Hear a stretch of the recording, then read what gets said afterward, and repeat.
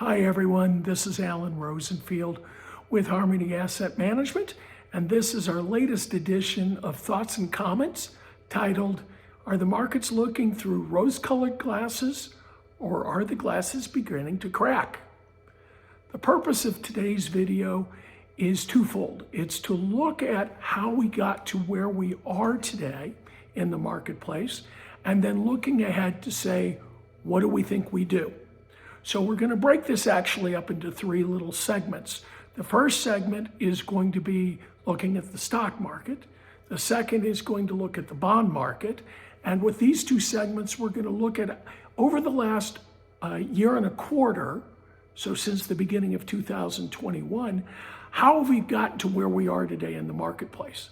And then the final segment, we'll look at going forward. What do we think? Stay tuned.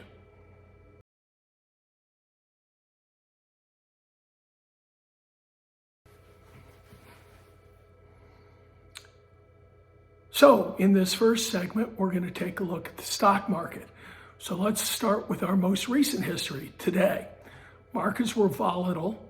The S&P 500 was down almost 3%, and the NASDAQ was down 3.6%. So it was a hard down day today.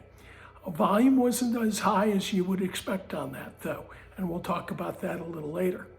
For the year, the NASDAQ is down almost 18%, and the S&P 500 is down just about 12%. So the NASDAQ is close to a bear market, but not quite there yet, and the S&P is in solid down correction amounts, but is nowhere near a bear market. Now, historically, just so people know, we get a correction between every 15 months and 2 years, depending on whose data you look at. And historically, the average correction was down about 16%.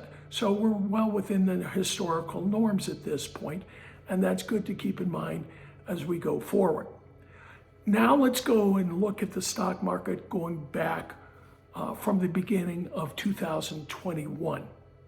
So we're going to look at a number of different charts here, and the first chart you see here is of the Russell 2000.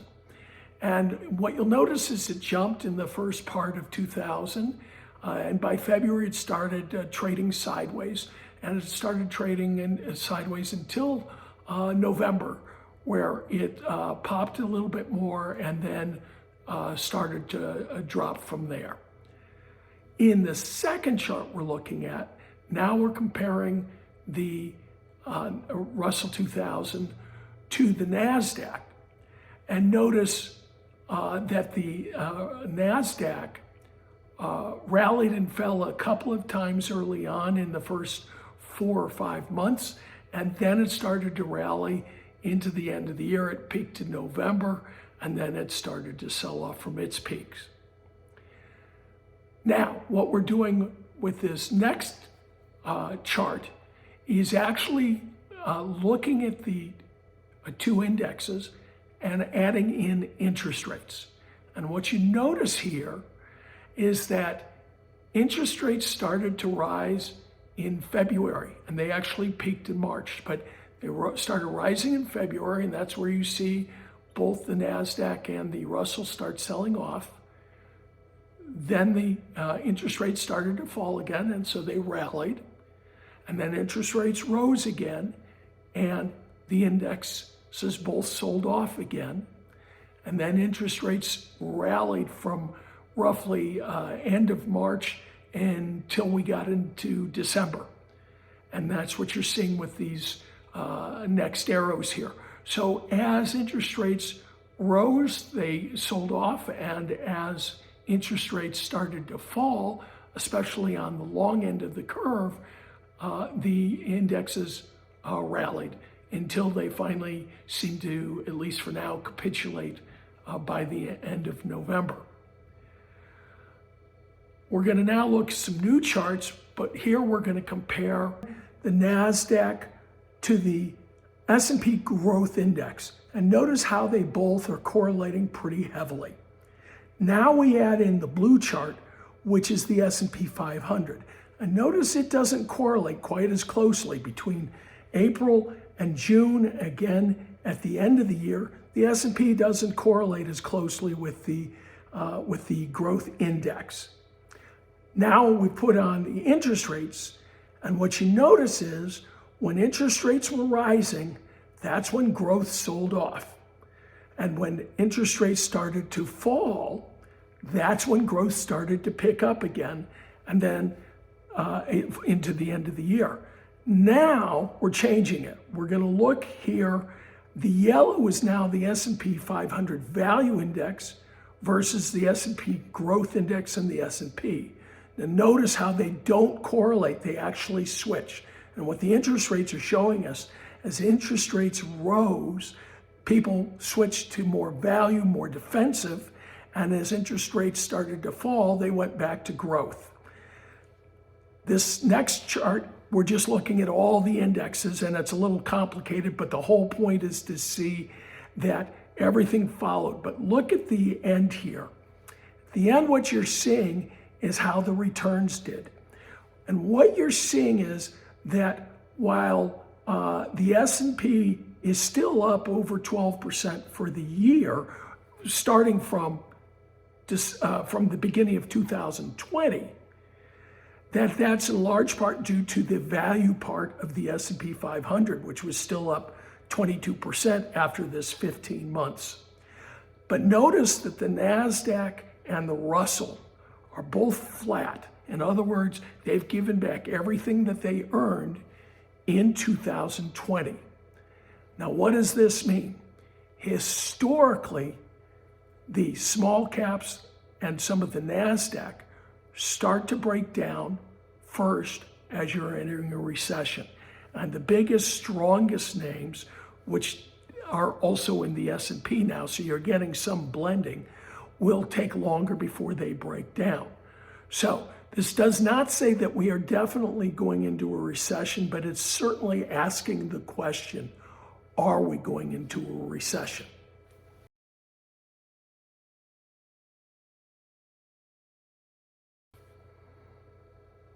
Now, in the second section, we're going to be looking at the treasury markets and the yield curves and looking at the markets from the treasury markets point of view.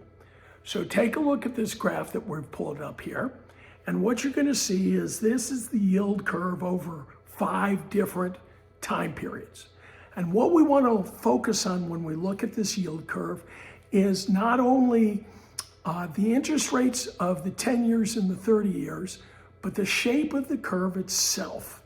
So when you look at a yield curve, what you look at on the left, on the y-axis, that's your interest rate, and the x-axis looks at everything from a 1-month treasury out to a 30-year treasury. So we're going to start by looking at the purple graph, the one that's the lowest one there with the purple arrow on it.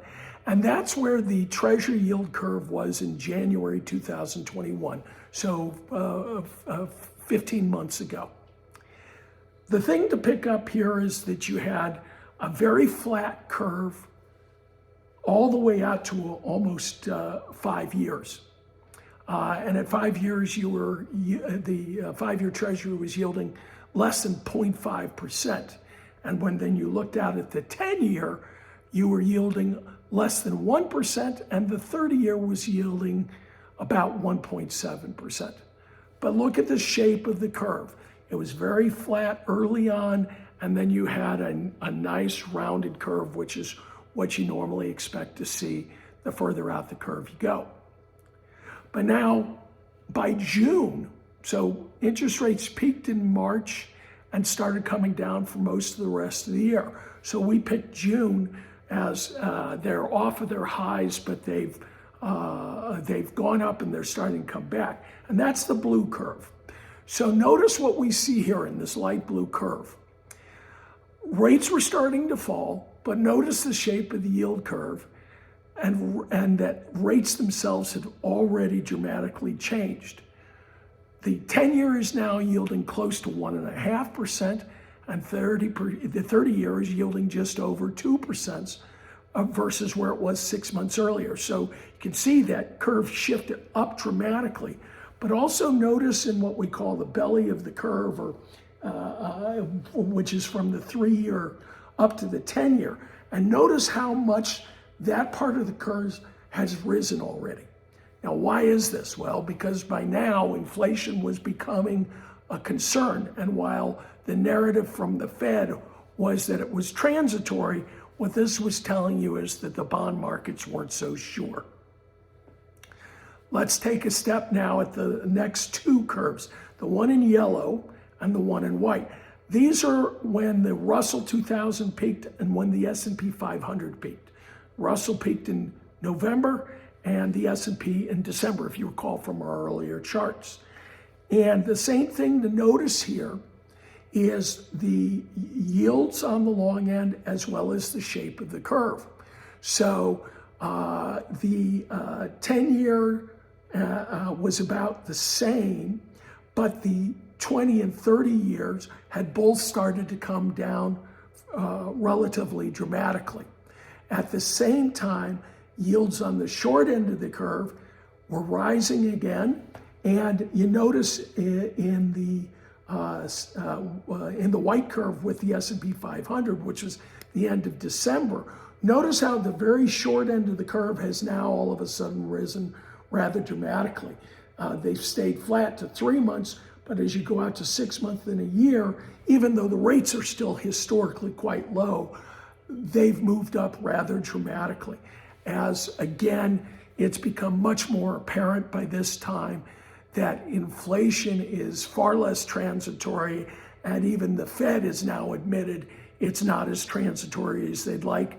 And we've been discussing since September that the Fed was going to raise interest rates likely in March. Now, by the end of December, the question was coming up whether the Fed would only raise 25 basis points at a time, or would they do a 50-point raise? It was still early in that discussion, but that was the question. And then they were concerned about the next moves in terms of reducing the QE, as well as potentially selling down the inventory, the portfolio that the Fed owns. If you look at the latest curve in blue, that's right now, this was as of today's close. And what you're looking at is rates again have risen across the board, but look how much they've risen on the shorter end and intermediate part of the curve. And what you're getting is a very flat curve as you look between the 3 and the 30 year. What this is signaling is that the fixed income markets are beginning to wonder, will we or will we not go into a recession?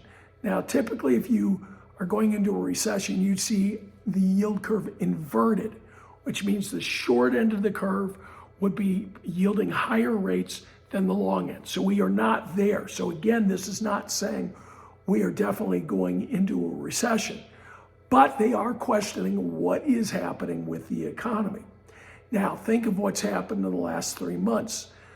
The Fed has said that they were going to raise rates.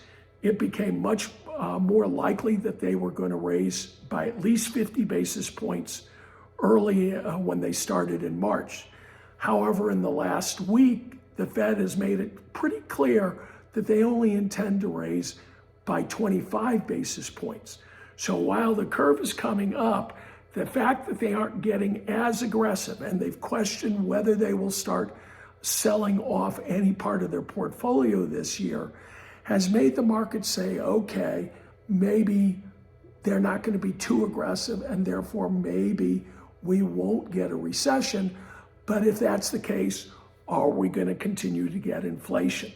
So the stock and the bond markets basically now are saying, we're not sure exactly what's going on.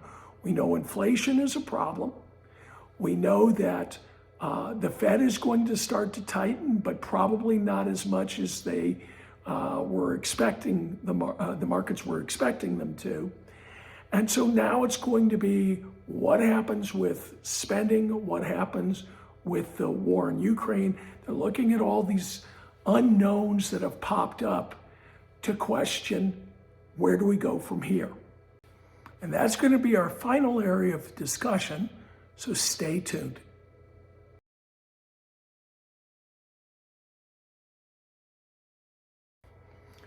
So what does all this mean for the markets going forward? Again, let's do a quick summary and review. So year to date, the NASDAQ and Russell are basically flat. They've given back all of the earnings that they made in 2021. But the S&P 500 still is up about 15% from the beginning of 2021. So while it's given away a little bit, it still has plenty of upside that's been saved. What we have to look at now is what are the things that are impacting the markets. And some of these are the black swans we've been warning about. So one is inflation, but the black swan is actually the Ukraine war. And what does this mean for the marketplace? And it's kind of complicated, but we're going to walk through quickly some of the pieces. So the Ukraine supplies Europe with about 12% of its wheat, a fair amount of its oil, as well as a number of metals used in industrial uses. The resulting gridlock and the resulting economic war that the US and the West are now putting in place are going to have potentially long-term impact on especially Europe, but also the US over some time. And this is, again, not a political discussion. Whether it's the right thing or the wrong thing isn't our question. It's simply, what does it mean for us in terms of investing? So what this means is that there's potentially much more inflation happening than we would have originally expected. And what complicates this is when you start looking inside what's happening with various industries. For instance, right now in the commodities areas, we've seen oil prices, natural gas prices, food prices, many of the metal prices jump dramatically. Oil, which is the easiest one, people know about it the most, we've basically gone from $85 a barrel to upwards of $120 a barrel. Now, everybody understands how that's going to impact them at the gas pump. But here's the thing that we actually have to watch that could be far more serious. Some companies in those various fields hedge what they produce. In other words, if they're pumping oil or they're mining nickel or whatever it is they're doing, or it may be wheat or corn or any of the foodstuffs, what do oftentimes? Oftentimes what they will do is they will hedge some of their future sales. But what happens when you hedge those things, that it protects you from prices falling. But what they were particularly not looking at was what happens if prices rose dramatically, which is what's happened.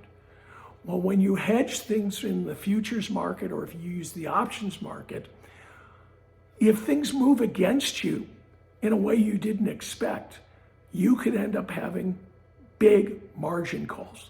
And if you don't have a lot of capital, this could put you into a serious situation where you might end up being forced into bankruptcy because you can't pay those margin claims. The most recent one just happened today is BTU, which is an oil company that had hedged about 50% of their portfolio. Well, the price of oil has jumped enough that they were in serious risk of default. And at the last minute today, they were able to borrow money from Goldman Sachs so that they could cover their margin calls. It cost them 10% interest rate. The stock dropped over 16% because of the risk of default.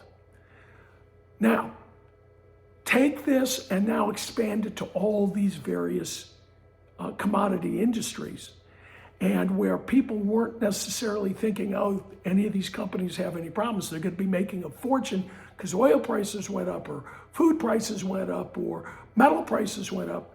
The fact is it might actually hurt them rather dramatically.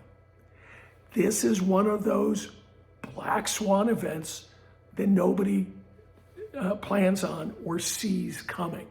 This is the kind of thing that we've got to watch for.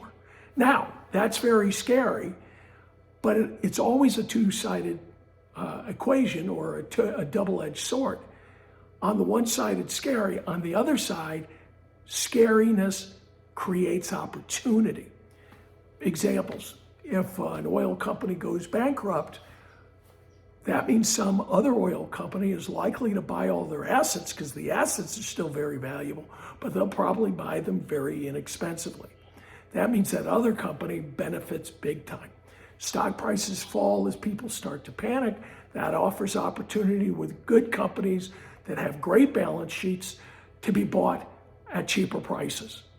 So our point here is there are risks out there. There are a number of risks out there, some of which we can see, some which we don't even see yet. And partially it depends what goes on with the war and then what does the Fed do with interest rates. So it's, as always, as I've always saying, we have to watch it. We're going to continue to analyze it. But it doesn't mean there won't be opportunities.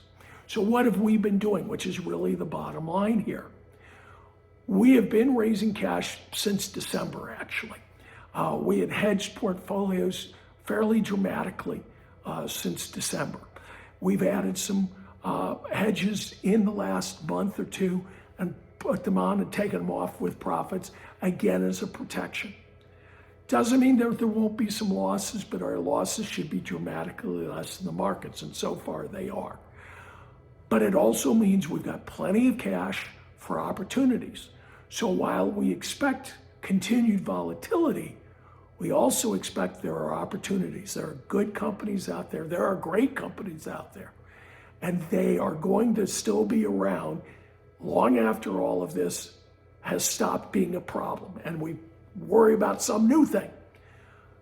The advantage is with lots of cash, we can take advantage, and that's what we're doing. So while the volatility is there, be patient, don't get panicked. When other people panic, it gives us opportunities, and that's what I want to leave you with. Thank you for listening. I hope you found this helpful. Please like us and let other people know about the video. And as always, if you have any questions, feel free to reach out to us and we'll try and answer them all. Thanks for listening.